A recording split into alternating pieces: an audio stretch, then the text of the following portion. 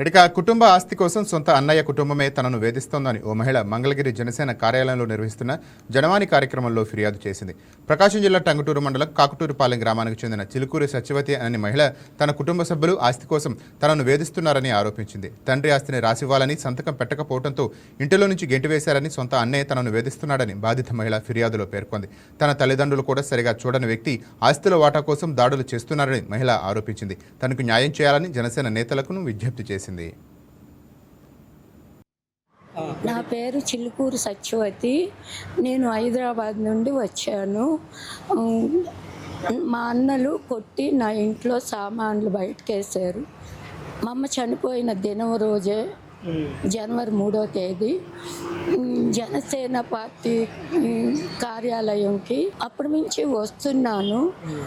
వీళ్ళు చెప్తున్నారు ఎస్పీకి, సిఐకి, డిఎస్పీకి వెళ్ళి తిరుగుతున్నా కానీ చేయలేదు.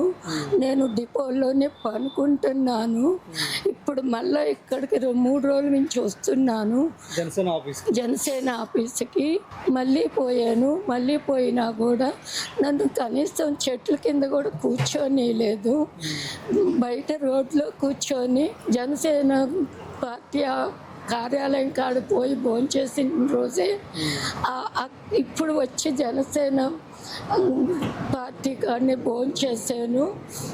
నాకు దయచేసి నా ఇంట్లో సామాన్లు ఇంట్లో వేయించి నా ఇల్లు ఖాళీ చెప్పమని డిప్యూటీ సీఎం గారిని నన్ను ధన్యవాదాలు చెప్పుకుంటున్నాను. హైదరాబాద్ చెప్పారు కదా. టంగుటూరు మండలము కౌట్రువారిపాలెము ఇంట్లో సామాన్లు బయటేశారు. నా సామాన్లు ఇంట్లో నా అన్న పెళ్ళాం కొట్టి బయటకేసి తాళం వేసుకున్నారు. 3 నెలలు అయిపోయింది. ఇప్పుడు 3 నెలల నుంచి నేను తిరుగుతూనే ఉన్నాను. నాన్నగారు పుట్టినూరు కాబట్టి అమ్మ నాన్న వాళ్ళ ఊర్లో ఉంటారు కాబట్టి 3 నెలలు అక్కడ 3 నెలలు ఎక్కడ ఉంటాము. ఇప్పుడు నా అమ్మ నాన్న సామాన్లు ఇప్పుడు బయటకేసారు. అసలుకి ఒక పోర్షన్లో వాళ్ళు ఉంటున్నారు, అది కూడా నాదేను. కానీ ఇప్పుడు నా పోర్షన్లో సామాన్లు బయటకేసి ఆ ఇల్లు నా పేరు మీదే ఉంది. డిప్యూటీ సీఎం గారు నన్ను దయచేసి నా న్యాయం చేయమని కోరుకుంటున్నా. నాకేమి కూడా తెలియవు. ఇప్పుడు ఇంకా 3 రోజులై నేను ఇక్కడే ఉంటాను సార్. నేను చచ్చిపోవాలనే అది డిసైడ్ అయిపోయాను. దయచేసి నా సామాన్లు ఇంట్లో వేయించి నా ఇల్లు ఖాళీ చేపియాను. మాకు మా అమ్మ నాన్నని మా అన్నయ్య వాళ్ళు చూసుకోవటం లేదు. వాళ్ళని కొడుతూ చేతులు కాళ్ళు ఇరగొట్టారు. నాన్నగారికి అది చాలా ఆపరేషన్లు అయినాయి హైదరాబాద్లో సంసేన్ హాస్పిటల్లోనే. మొన్న ఇద్దరు చనిపోయారు.